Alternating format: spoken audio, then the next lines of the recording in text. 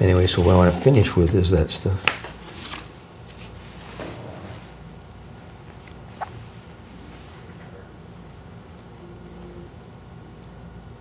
Hi, good afternoon. This is Glenn Maurer, and I'm here today to do another episode of the Next Step TVSB.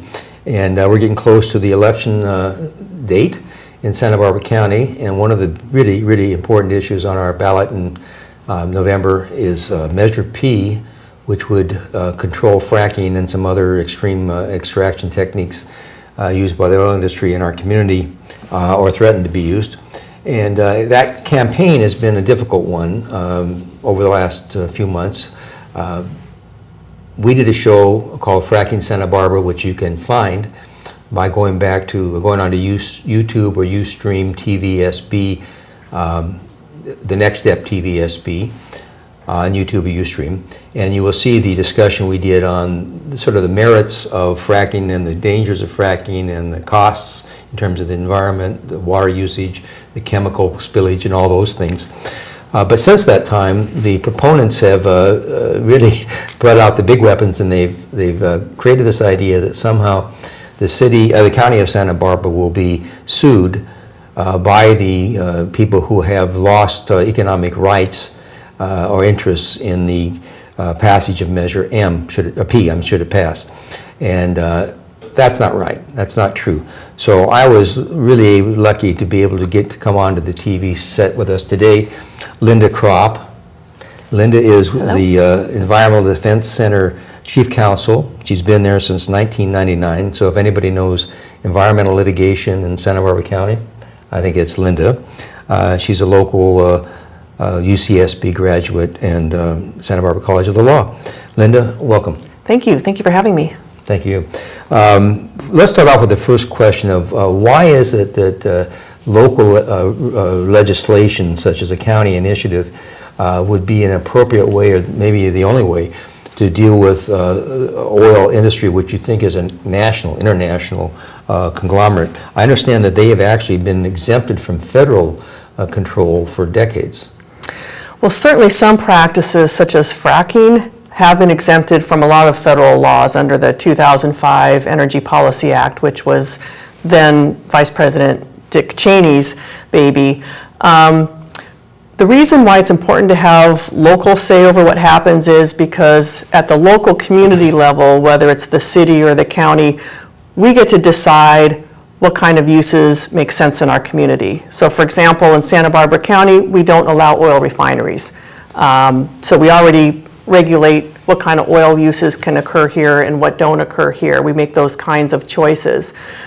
When it comes to these kind of new emerging oil development technologies like fracking and acidizing and the steam injection, these are all new extraction methods that are allowing new development to occur and creating new impacts and risks to our community. So our county has the ability to say whether and where those kinds of activities occur. And that's what we're trying to do through Measure P, is say some activities like the existing conventional drilling techniques are okay, right, but we don't want these new techniques to go forward because they threaten our air and water and our public health. The state of California has done some type of intervention, or well, I take that back, not intervention, maybe a delaying tactic. The state of California passed some legislation to, quote, I think, study the issue of fracking. Is that at all, did that play a role at all in what the county of Santa Barbara can do?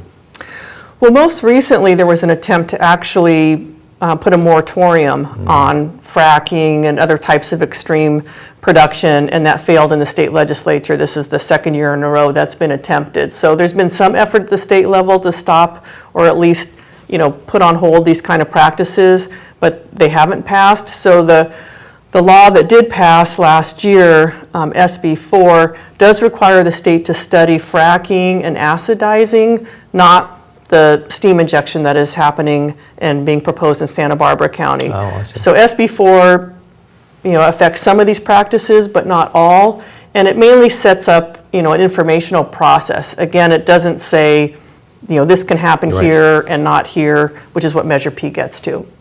Okay. Oh, well, let's talk about what Measure P. Measure P is an initiative. It means what? How did, I know that sounds, you and I know, but just to let the public know, what is an initiative? It's something that individual citizens get to put on the ballot. Sure. Well, as we saw the threat inching forward in Santa Barbara County, we know some of the techniques like fracking have occurred in other parts of the country, but it's only really been in the last few years that people have learned about fracking and acidizing and steam injection being proposed or even conducted here. And so that got people's attention and concern, especially when they saw that these activities aren't very heavily regulated. And so they put forward a petition. They circulated the petition to get signatures. They got something like 16 or 19,000 signatures among registered voters and to put this on the November ballot. So what Measure P would do would be prohibit these types of activities in Santa Barbara County, and it will be voted on November 4th. I just want to make it clear to the viewers that this was a citizens' initiative. It was people concerned about it enough to actually sign a petition and get enough signatures, which is a sizable amount, as you mentioned, to actually get it so we could all vote on it. Exactly. And I think that's nice. It would have been better perhaps if our elected officials had taken some role on this, say on the state or federal or even county level, but they didn't. So this is when we have our recourse. We can say we want something done. So Measure P, as I understand it, would ban high-intensity oil and gas operations, including fracking, well stimulation, and some steam injection. Now, as I say, if you go back and look at the previous show we did on fracking Santa Barbara, some of this information would be make more clear there. But what is steam injection, for example? Well, steam injection, so all three of these techniques are what are called secondary methods of extracting. So you've basically gotten the easy oil out. The oil here tends to be pretty heavy, so it doesn't extract that easily. So you've gotten the easy stuff. Now you're trying to get the stuff that's more embedded in the rock, and it's harder to extract. So the steam injection basically means that the companies are creating the steam, which takes a lot of water and energy, and then pushing that with high pressure into the well, trying to get the steam to loosen up, make the oil a little bit more viscous so that then they can extract it. So it uses really high levels of water and energy. I've heard it's as much as 1 million gallons a year or something in some of these steam injection wells. Is that?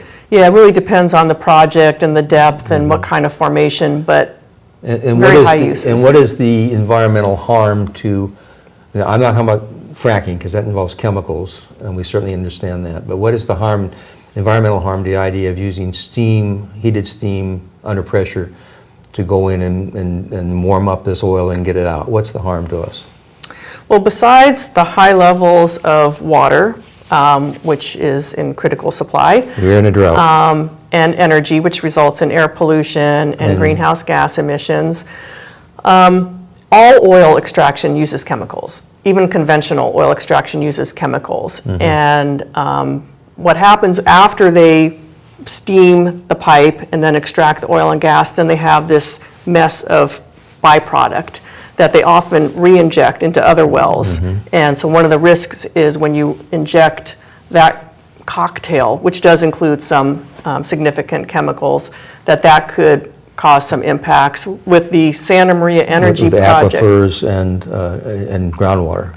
Potential impacts to groundwater and aquifers, other wells in the area, but also there's always the risk of a spill or a leak. And with the Santa Maria Energy Project, which was before the county recently, that was a large steam injection project. The county environmental review found that the risk of oils and leaks was something that just could not be avoided. Well, that's interesting. My next question was going to be, does the County of Santa Barbara monitor or control these technologies at present? I mean, from the industry's television advertisements, and you would think that there was like 4 policemen at every well watching everything they do 24/7.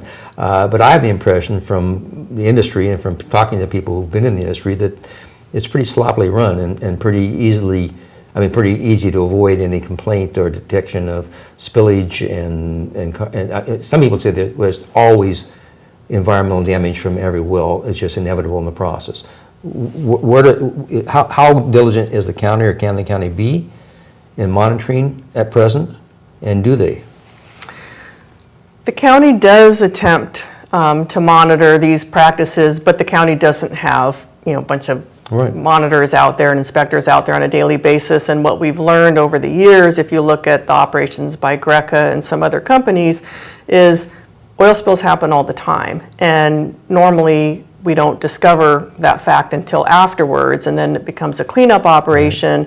One of the points that the county auditor made in his analysis of Measure P was that these kind of ongoing spills and leaks actually cost the county money, and so Measure P might actually save the county money by not having to deal with these kinds of spills. Because, and I might just mention, I mean, this is, to me, it's you very, very, very, very seldom will find abandoned oil fields as high desirable rental properties or home construction sites. These are properties that tend to be contaminated, and they walk away from the wells, they walk away from the oil fields, and they leave them in a pretty terrible state. Often that you don't even know about the damage and the poison until later, and then somebody has to clean it up. And I think that's what you're referring to in terms of part of the cost to us when it's all done. So if we didn't start to begin with, we wouldn't have something to clean up later, mitigating damage. So how did this particular law that we are now going to be voting on, what's the people who drafted and created it, what knowledge did they have? Did they know what they were doing? Absolutely. These are people who, found out that fracking was occurring in Santa Barbara County. It was occurring without anyone knowing, without any permits in advance. So we knew that fracking was occurring. We knew that steam injection was occurring, and this massive project was, proved up near Santa Maria. We know that acidizing is occurring. That's where they send acid down the well to try to corrode the rock and release the oil. And all of these techniques are lightly regulated.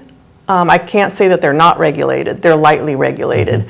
And they pose incredible risks to mainly our water supplies and water quality, but also to our communities in terms of the public health impacts and air quality impacts. So the folks that proposed Measure P were aware that this threat exists with the Monterey Shale discoveries. The threats were even increased, and so different communities around the nation and around the state were starting to take action. We're in the bullseye here. Yes. It's one thing for some communities to ban fracking when they don't really have that threat, but if they're banning fracking and we have the threat, I think people said, well, why aren't we doing that here?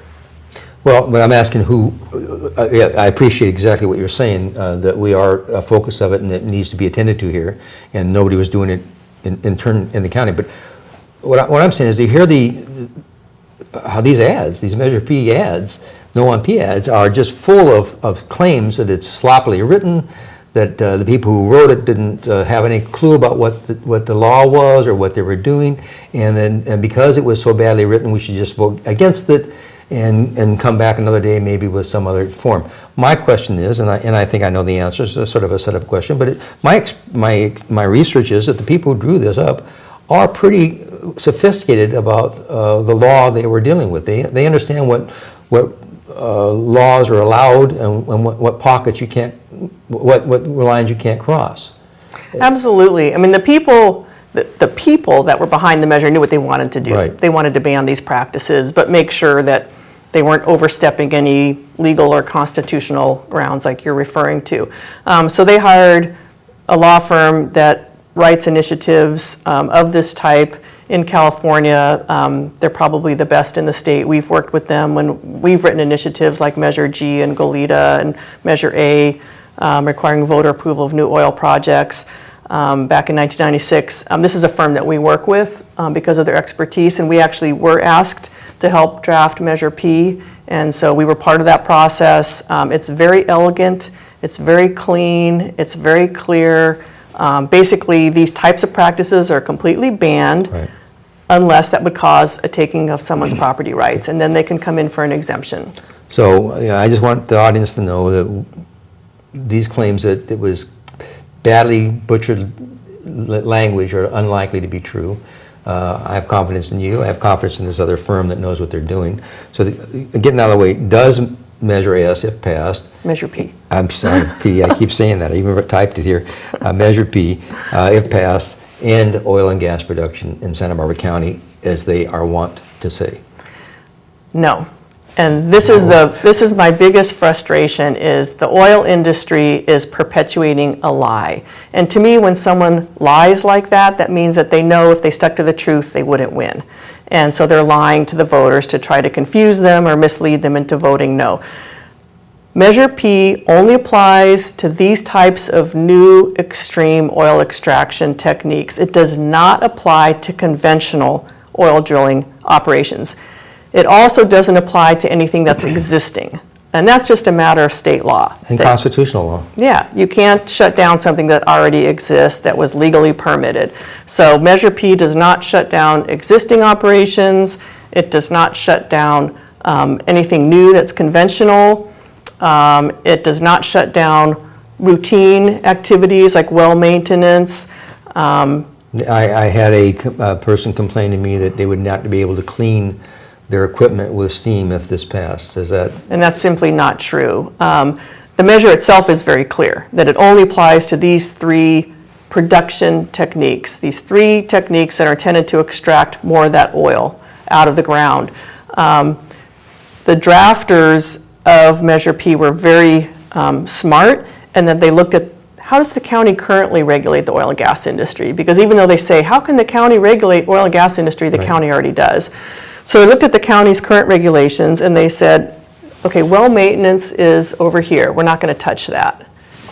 But these enhanced recovery methods are over here. That's what we're going to touch. That's new. That's beyond the present practice. Exactly. I think that's important to reiterate. The county of Santa Barbara has been an oil producing market for probably about 100 years. At least, I think from Summerlin up, there's always been oil wells, not always, for 100 years or so. So the idea of producing oil, petroleum products in this county isn't a new idea. So the concept that we could stop people from doing something that's been done and that people have licenses and rights to do is clearly not going to happen, because that would be a taking. The word taking has become used a lot in this advertising campaign. As a lawyer, not actually, but a lawyer, I understand the idea that the government cannot take from you a right or property, economic right or property that you had, and can't let you benefit from what you were doing. And county council confirmed that when this matter was brought to the planning commission a couple weeks ago. County council at the time actually said, if you're doing something now, you don't even need to come in and apply for an exemption. You just continue, because Measure P doesn't apply to you. And that's what we've been trying to make sure people understand. But the oil industry is trying to confuse people and alarm people and use scare tactics. Right. And so just to make this clear, so if somebody had a well producing in their community, as long as they didn't want to use fracking or steam or the other extreme extraction methods you're talking about, nothing would change for them. And if they're doing that right now, Measure P can't touch them. That's true. If they were, because there is some steam injection occurring now. Measure P will allow that to continue. The ones that are already in process of doing Exactly. that. Because you can't non-pro-tunc or go back to, and impose a new law on persons that were already doing it. But that begs the question to a degree, because the government has a right to limit some things that are harmful to the community, even if you were doing it. I mean, if somebody was, I taking a really gross example, a person that had, not gross, but a strange example that came to my mind. If a person was using child labor, and they pass a law saying you can't employ children under the age of 16, the fact that they can no longer employ children under the age of 16 is not a taking. There are things that we can pass in the interest of public good that would take away some quote-unquote profit motive or profitability you might have had from exploiting labor or exploiting the environment. You can't just dump your waste into the river or something like that. Well, that's true, but that's not what Measure P does. I know, I'm just saying. And Right. so I think people should understand that there are, just because you were making money doing something that's unsocial, doesn't mean you can continue to do it indefinitely. But that's not what this is happening. Right. This is pretty tolerable, pretty tolerant. Well, and that's why, again, I go back to if people read their ballot statements is really important, because I go back to the county auditor's impartial analysis about the fiscal impacts of Measure P, and the auditor says that Measure P will not affect current county revenue. The analysis says over time, oil revenues may go down, but if new reserves are discovered and if they're produced with conventional methods, then there won't be any decrease even then. So I really urge people, if you don't know whether to believe the yes campaign or the no campaign, at least, read the county auditor's fiscal analysis, read the county's other analyses, because they're all very clear. Nothing current gets shut down. Let's talk about, the county had some hearings just a few days ago, and they took they approved some ordinances to implement this Measure P, if it passes. What were those, and what was the purpose of that? So under Measure P, being very well drafted, allows some exemptions. And so one exemption is if you're denied the ability to use one of these methods, that would take the property value away that you possess. That's the takings. And so Measure P says if you think that this measure will cause a taking of your private property, you can actually come in and ask for an exemption from the ban and be allowed to go forward. And then there's another exemption, like maybe you're not operating yet, but you have all your permits, you've started your construction, you want to be able to complete your project, you can come in and ask for an exemption. So the ordinances that were just adopted by the County Board of Supervisors this week set up the path. Who do you apply to? How much time does the county have to review your application? So it helps implement Measure P so that when it passes on November 4th, and someone wants to follow through with one of these exemption claims, that they have an easy, immediate path to do that. The important thing about that is, contrary to what the No on P side is saying, this will actually minimize the risk of lawsuits, because instead of running to court, a company or operator can just go to the county and say, hey, can I have an exemption? And it'll be a really clean, expeditious process. Okay, so just to recap this, anybody who's has an existing oil production process in Santa Barbara County that's operating at the present time will be able to continue that operation, period. Right. Anybody who in fact is using steam injection or one of these other processes that might be prospectively banned or has been using it in Santa Barbara County can get an exemption to continue to use it, so that they recognize that they had a right to do this. Actually, if they're already operating, they don't even need to come in for an exemption. Yeah. And if they think that the only way they can use the property is with an exemption, they can apply for one. Yeah, so if someone comes in and they're not fracking yet, or they're not using steam injection yet, but they have an application pending, or they're going to apply, and the county says, no, we can't approve that because of Measure P, then they can say, well, I want to be exempt from Measure P because you're not allowing me to use my property, and you've taken away its economic value. Well, you can use the property for some things. So yeah, okay, that's good. So these ads on TV are so scary. So misleading. And there's this one with this, I guess he's a real firefighter, but I mean, I have a hard time understanding how a person could stand up in front of a TV camera and say that, for example, the county firefighters are going to lose their revenue streams. What threat is there at all from what we've described? It seems like none. But what threat is there to the county revenue, property tax revenues or other revenues from the passage of Measure P?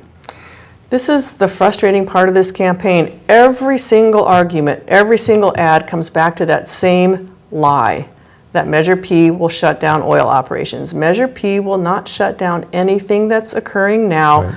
So that revenue will still come in, those jobs will still be there, those property taxes will still be there, those property taxes will fund health and safety and education. Unfortunately, people are hearing this lie over and over and over. And when you have millions of dollars to spread a lie, it starts to stick. And what we hope is that the voters will actually read the information themselves and see that Measure P only prohibits new, dangerous operations like fracking and acidizing and steam injection. What percentage of the county's income does oil and gas generate? as a percentage of revenue to the county? Oil and gas production. We do not have a severance tax, for example. We don't, yeah. The revenue to the county really comes from property taxes, and my understanding is that the oil-related property taxes are less than 1% of the county's overall property tax revenue. And associated employment, maybe 1 or 2%? It's very small, yeah. Yeah. In contrast, the potential harm to the environment from one of these fracking operations going bad, for example, just is immense. It is, and if there's contamination of a water supply, that could take years and years to clean up, and in the meantime, you lose access to that water supply. So it's not just the money; it's the actual. That's one of the health impacts that we're concerned about. Permanent environmental harm. Well, I'm always struck by the surety of these people when they talk about how they've been doing this for all these years and they haven't got a problem, or they've got it down now and they know how to do it without error, and that they have the technology is so much better than it used to be, or whatever. And then, of course, we have something like BP, where they thought they were doing absolutely what they were supposed to do. I hope. I assume they didn't weren't cheating and cutting corners. They were following their rules, and it blows up in this disastrous way. Well, I just saw something in the paper a few days ago, and this is a little off the track, but in the storage area out in the desert where they've been putting these atomic waste barrels, and they've been storing these things out there in the deep underground for years. One of them was being put into the underground storage area with his machines. It erupted for some reason, totally unknown, unpredicted. That whole disposal site now is shut down and won't be available for 3 or 4 years as they try to figure out how to get this stuff out. And they don't have, because they thought they had a perfectly technological solution that didn't work. Same with what happened in Fukushima in Japan. So I think this is something that the audience needs to pay attention to. Fracking is dangerous. These are terribly poisonous chemicals that are being put, maybe 20% or more of the liquid, that's millions of gallons, is being forced into this underground area. They say it's below the aquifer, but we know that these casings along the edge of the pipe, the same thing that happened in BP, are subject to breakage, fracture, the cement won't hold, and when they do get out of those casings and out of that cement casing, it goes into the ground and it can contaminate aquifers, as it has done around the world and in other communities. And it also contaminates the upper ground, surface water, and soils. They have to haul and try to put this contaminated liquid into other places. Anyway, it's just not worth it, and the fact of the matter is it's not necessary to do it, and the people who have existing wells can continue as they have. So, Linda, thank you for being here. I hope people take a lot of attention to this. If they want to contact you or the Yes on P people, how would they do that? So to contact the Environmental Defense Center, it's very simple. Our website, environmentaldefensecenter.org. And the Yes on P campaign is voteyesonp.org. Good. Well, we look forward to this election. Thank you all back there, and we'll see you all in a couple weeks.